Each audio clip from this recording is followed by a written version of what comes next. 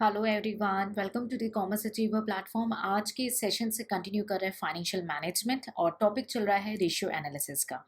आज के इस सेशन में नया रेशियो कवर करेंगे। रेशियोज को सेपरेट इसलिए कर रहे हैं क्योंकि आपने हेडिंग को देख के कोई रिवीजन कर लेना है। अगर कोई रेशियो आपके लिए प्रॉब्लम बन रहा है तो उसी वीडियो के थ्रू उस पर्टिकुलर रेशियो को रिवाइज करें और उसको कमांड करें। ऐसे तो ये हमारे लिए काफ़ी ज़्यादा टाइम कंज्यूमिंग एंड बहुत ज़्यादा हार्ड वर्किंग हो जाता है, but what we think is आपका जो बेस्ट है, तो आपके लिए यही बेस्ट है कि आप सेपरेट रेशियोज को करें।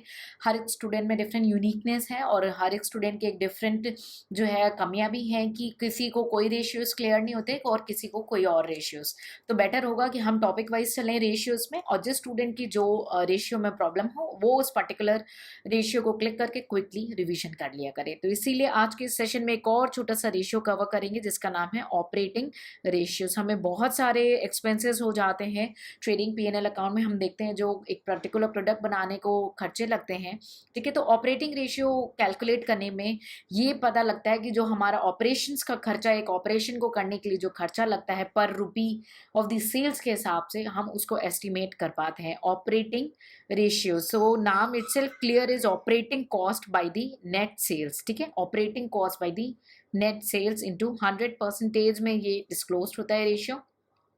ऑपरेटिंग कॉस्ट क्या होते हैं? आई होप आपने ट्रेडिंग पीएनएल अकाउंट को अच्छे से समझा होगा। नहीं समझा तो मैं एक बार रिकॉल कराना चाहती हूँ कि ऑपरेटिंग कॉस्ट वो खर्चे होते हैं, वो ऑपरेटिंग खर्चे होते हैं जो ऑफिस के खर्चे हो गए, आपके रेंट हो गई, सैलरी हो गई स्टाफ्स की, इंश्योरेंस के खर्चे, डायरेक्टर की फी हो गई, सेलिंग के खर्चे, डिस्ट्रीब्यूशन के खर्चे, लाइक एडवर्टीजमेंट है, सेल्समैन को सैलरीज है, उनको कमीशन देना हुआ, ऐसे कई खर्चे होते हैं जिनको हम बोलते हैं ऑपरेटिंग कॉस्ट है। चलिए एक बार आपको कनेक्ट करती हूँ ट्रेडिंग पीएनएल अकाउंट से, जहाँ पे हम रिकॉल करेंगे कि ऑपरेटिंग कॉस्ट क्या है। तो ये जो खर्चे आपने यहाँ पे दिखाए हैं, ये आपके जो खर्चे हैं ये हो जाते हैं हमारे ऑपरेटिंग कॉस्ट, ठीक है। तो हमने ग्रॉस प्रॉफिट रेशियो को देख लिया, यहाँ के ऊपर के खर्चों को एडजस्ट करके हमने ग्रॉस प्रॉफिट रेशियो को देख लिया। अब हम ऑपरेटिंग कॉस्ट को देख रहे हैं, ऑपरेटिंग खर्चों को समझ रहे हैं, तो उसका रेशियो निकालना सीखेंगे, ठीक है। तो ऑपरेटिंग रेशियो यानी ऑपरेटिंग कॉस्ट पीएनएल से, ऑपरेटिंग के जो सारे कॉस्ट है, operating cost by net sales into 100। Sales से क्यों करते, कॉस्ट ग्रॉस प्रॉफिट से क्यों नहीं करते? हमने बोला कि भाई सेल्स हमारी रेवेन्यू है। अब रेवेन्यू से हमने जो डायरेक्ट एक्सपेंस खर्चे एडजस्ट किए उसके बाद जो बचता है वो ग्रॉस प्रॉफिट होता है, इसीलिए हम नेट सेल्स से करते हैं। क्योंकि हमारा जो एग्जैक्ट रेवेन्यू, हमारे जो जेब में रेवेन्यू जनरेट हो रहा है भाई, उसके बाद तो बहुत सारे खर्चे डायरेक्ट हैं, इनडायरेक्ट है, तो ये तो एक तरीके के इनडायरेक्ट खर्चे। लेकिन कंपैरेटिव स्टेटमेंट हुआ तो किससे? उस पर्टिकुलर, सपोज आपने एक पेनी है, इस पेन को बनाने के लिए आपने बेची 10 रुपए में और आपके पॉकेट में 10 रुपए है। अब इसी 10 रुपए से आपको डायरेक्ट खर्चे भी करने हैं या और इनडायरेक्ट खर्चे भी करने हैं। आप इस 10 रुपए से ये नहीं सोच सकते कि आपने केवल डायरेक्ट खर्चे करना है और इनडायरेक्ट खर्चे आप घर से निकालो, इट्स नॉट पॉसिबल। आप उस पर्टिकुलर प्रोडक्ट को भी डायरेक्ट खर्चे का भी हिस्सेदार बनाओगे और इनडायरेक्ट खर्चे का भी हिस्सेदार बनाओगे, इसीलिए ये नेट सेल से एडजस्ट होता है, ठीक है। तो ये इंडिकेट करता है, ये जो रेशियो है ये इंडिकेट करता है percentage of net cells which is consumed. इतना जो सेल्स का जो परसेंटेज है, कुछ एक्स परसेंटेज है जो कि कंज्यूम्ड हो जाता है operating cost. Operating cost, operating खर्चे, डायरेक्ट ये जो खर्चे हैं ना, ये चूज जो रेवेन्यू हुआ है उसको लेके चले जाते हैं। तो ऑब्वियसली हायर हुआ, अगर खर्चा खर्चा ज्यादा हुआ तो दिक्कत है ना। तो हायर ऑपरेटिंग रेशियो है तो लेस फेवरेबल कंडीशन होगी। क्यों? क्योंकि भाई ऑपरेटिंग प्रॉफिट कम हो जाएगा, हमारा जो प्रॉफिट है वो कम हो जाएगा। खर्चा ज्यादा हुआ तो प्रॉफिट कम हुआ, तो मेरे पास जो ऑपरेटिंग प्रॉफिट बचा वो हमारे पास कम रहेगा, ताकि हम इनकम टैक्स पेबल जो हमारी पेमेंट्स आती है, हमें जो इंटरेस्ट पेमेंट्स है, डिविडेंड पेमेंट्स है, वो सारी चीजें दिक्कत करने लगती हैं। तो खर्चा तो कम हो तो अच्छा है ना, प्रॉफिट ज्यादा हो तो अच्छा है, लेकिन खर्चा तो कम होना अच्छा है। तो ये ऑपरेटिंग कॉस्ट रेशियो है, ऑपरेटिंग रेशियो है, खर्चे का रेशियो है, तो लोअर इज द बेटर, ठीक है।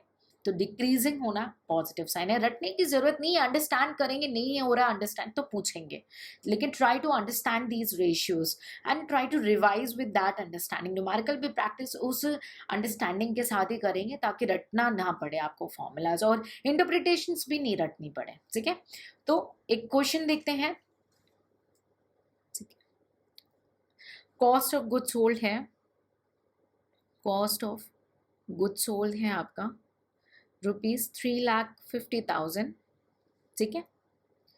सेलिंग एंड डिस्ट्रीब्यूशन का एक्सपेंस है आपका ₹20,000, okay. Administration and office expense है आपका ₹30,000।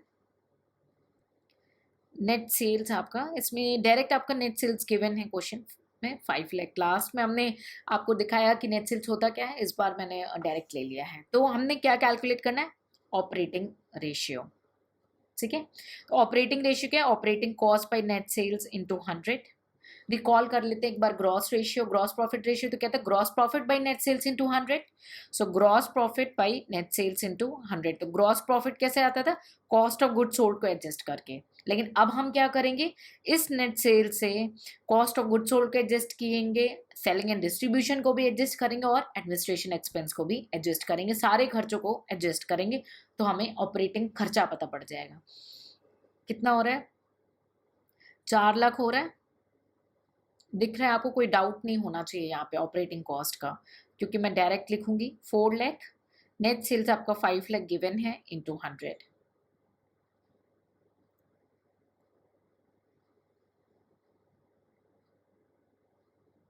80%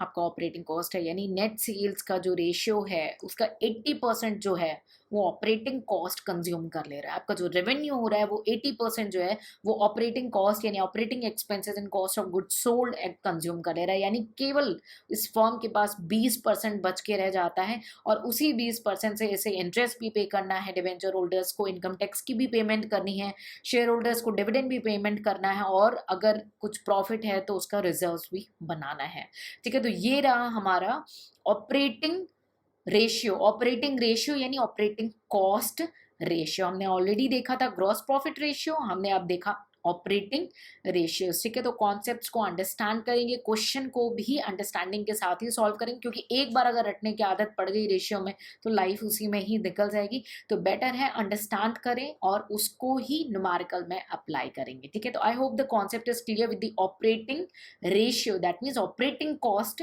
ratios. In case of any doubt, feel free to ask.